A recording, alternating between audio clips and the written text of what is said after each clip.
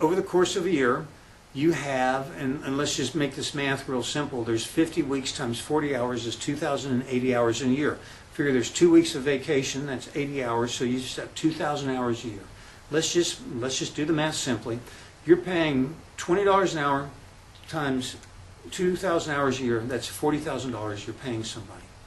If they're billing at if they're only billing at double their rate and they're only busy half the time, so they're billing $40 an hour and they're only billable for 1,000 hours a year, you're billing them out $40,000, you're paying them $40,000, you're not making any money. And if you have benefits and payroll taxes and all that sort of stuff to factor in, you may in fact very well be losing them. So let's say you bill them out at 3 times what they cost you. So now you're billing 1,000 hours times not 20, not 40, but 60. So you have $60,000 coming in. The person costs you $40,000. You have a $20,000 margin. That's a clear example of why you have to bill 3 to 4 times what your costs are on your labor, your employees, to make money. And that's true whether it's in manufacturing or otherwise. You want to try to always factor that in. Professional services, absolutely critical that you maintain that. Let's talk about consumer credit. The average consumer has a bunch of credit cards in their pocket. Dave Ramsey is on the warpath trying to fix that. But you know, the reality is there's not, the vast majority of consumers have too many credit cards. However, research shows that they spend about 112%, or basically they spend 12% more with a credit card in their wallet than they would if they paid by cash. And so what does that mean to you? Well, that means if you accept credit cards, you're going to be likely to make more money, but you also have a cost. So on a typical $100 credit card purchase, you as the merchant are going to pay between $2.20 to 2.2% up to about 3.5%, 4%. That's the range. So there's 2 types of typical purchases.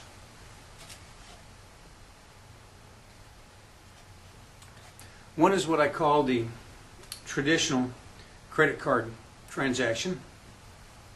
So the consumer makes a $100 purchase with a merchant.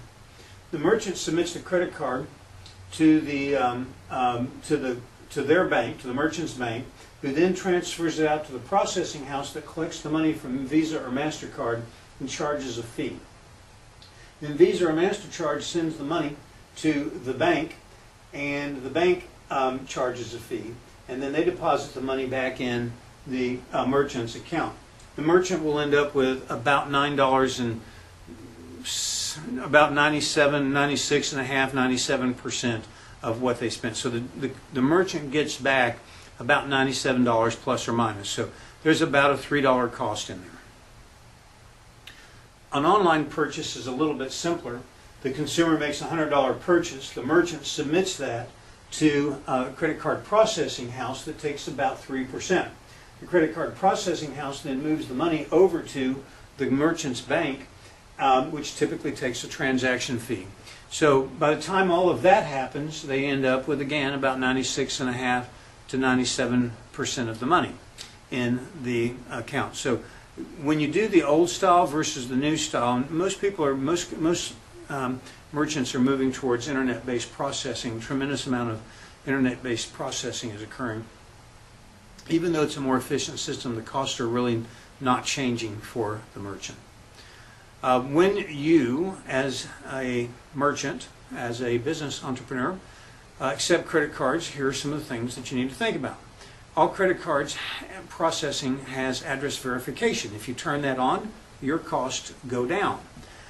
If you require the CVV number, your cost for processing the transaction go down.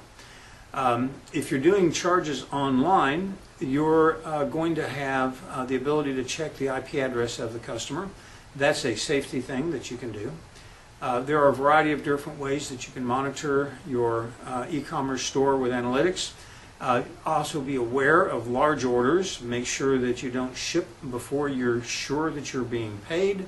Be careful of your refund policy and make sure that consumers don't cancel the payment with their credit card company before you get paid, and also make sure that you have a policy for dealing with cancellations and chargebacks.